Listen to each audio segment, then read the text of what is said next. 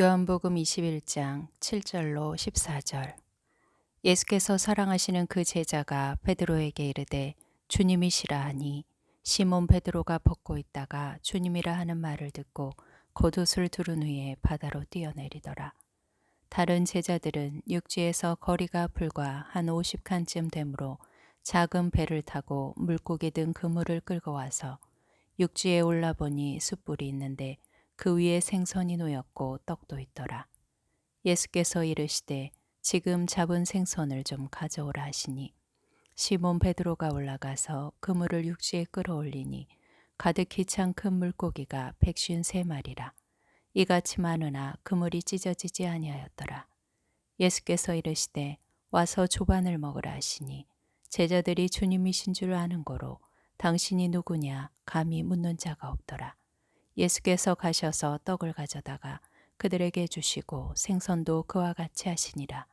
이것은 예수께서 죽은 자 가운데서 살아나신 후에 세 번째로 제자들에게 나타나신 것이라. 제자들을 먹이시는 예수님. 모두가 이 세상에 태어날 때부터 그 부모의 배경이 부유하든 가난하든 또 자기가 가진 지능의 지수가 높든 낮든 차별 없이 창조주 하나님으로부터 공통으로 부여받은 선물 하나가 있습니다. 그 선물은 가능성이라는 선물입니다. 어떤 사람은 자기의 가능성을 펼쳐가는 인생을 살아갑니다. 흔히 우리가 성공한 사람들이라고 말하는 사람들은 가능성을 실현한 사람들입니다. 이런 사람들에 의해서 역사가 발전되고 문화가 펼쳐지고 과학이 발달해 갑니다. 그런데 이 땅에 사는 많은 사람들 가운데는 자기의 꿈을, 자기의 재능을, 자기의 그 가능성을 펼치지 못하고 세상을 살다가 떠나가는 사람들로 적지 않습니다. 이 가능성을 성취시키는 주인은 누구일까요? 하나님이시죠. 하나님이 가능성을 우리에게 주시며 현실화시켜 주십니다. 십자가에서 예수님의 죽으심은 인류의 모든 심판을 대신 받으신 놀라운 하나님의 사랑을 나타냅니다. 그런데 십자가 사건 전후에 예수님 주변의 인물들은 다양한 모습들을 나타냅니다.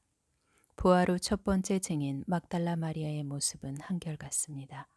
주님의 죽으심 전에 막달라 마리아의 마음이나 십자가 사건 후의 모습도 동일합니다. 언제나 예수님 곁을 지켰던 모습이었습니다. 하지만 베드로와 제자들은 벼랑 끝에 서 있는 두려움과 상실감으로 주님을 향한 마음을 잃어버렸습니다. 십자가의 충격적인 사건 앞에 주님의 말씀을 기억한 것이 아니라 그 아픔과 상실감에 사로잡혀 있었습니다.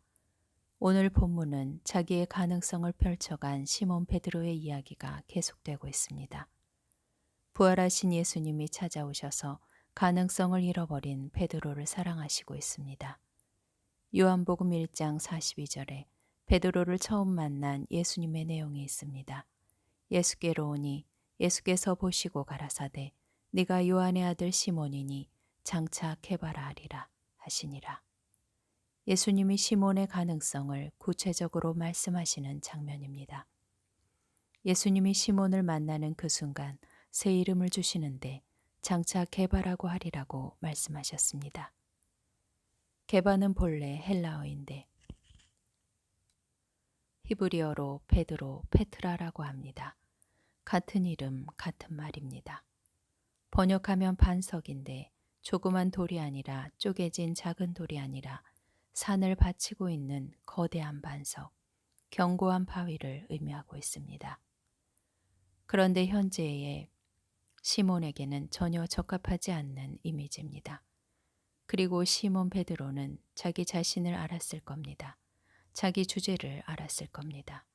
하지만 예수님은 시몬의 가능성을 펼쳐주기 위해서 부활 후 세 번째 찾아와 주셨습니다.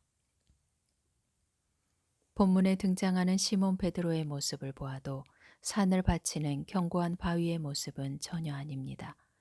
그런데 주목해야 할 중요한 단어 하나가 있는데 그것은 장차라는 말입니다. 장차 말이야, 네가 게바가 될 것이다. 지금은 요동하고, 지금은 어쩔 줄 몰라 하고, 지금은 쉽게 연약하고, 그리고 흔들리고 있지만 말이야. 네가 장차는 개바가 될 것이라고, 반석이 될 것이라고, 반석 같은 존재가 될 것이라고 그의 가능성을 제시하면서 아침을 준비하는 예수님을 볼 수 있습니다. 시몬의 무너진 자화상에 초점을 두신 것이 아니라 장차 초대교회의 영적 거인이 될 가능성을 기대하며 아침을 준비하시는 여유로우신 예수님을 볼 수 있습니다. 우리 예수님은 참으로 좋으신 주님이십니다. 전혀 조급한 기색이 보이지 않습니다. 모닥불을 피워놓으시고 생선을 구우시며 제자들을 불러서 주반을 건네시면서 질책하지 않으시는 주님을 보게 됩니다. 오히려 디베라 호숫가에서 업으로 전략한 제자들은 고개를 들 수가 없었을 텐데 예수님은 그들을 사랑하시고 먹이시고 빈 그물을 채워주셨습니다. 이와 같이 예수님이 우리에게 주시는 은혜는 조건이 없습니다. 무조건적인 주님의 은혜는 날마다 일용할 양식처럼 예비되어 있습니다. 오늘도 우리의 필요를 채우시며 인생의 가능성을 열어주시는 주님을 의지하시길 소망합니다.